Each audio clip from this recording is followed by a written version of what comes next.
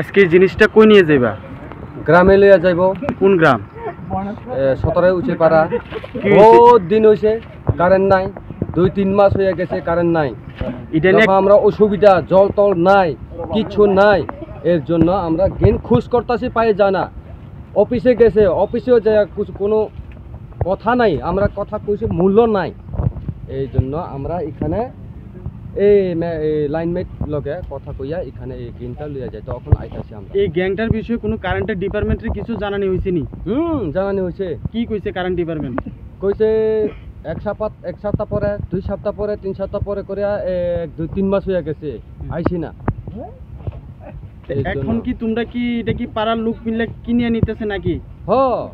60,000 টাকা ঘরে ঘরে 500, 600, 700 টাকা করিয়া লইয়া জমা করিয়া অফিসে জমা দিয়া গেমটা লইতাছি।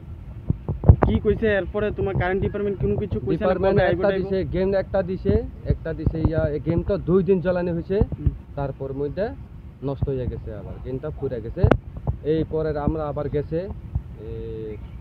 গেছে অফিসে গেছে, তারা কইছে আরো 1 সপ্তাহ পরে ধৈর্য ধরো দিয়া দিব। 1 সপ্তাহ তো পারে গেছে, 10-15 দিন হয়ে গেছে, আবার পাইছি না। কতদিন হয়েছে 17 পাড়াতে কারেন্ট নাই? হয়েছে 2 মাস, 2.5 মাস মতো হয়ে গেছে।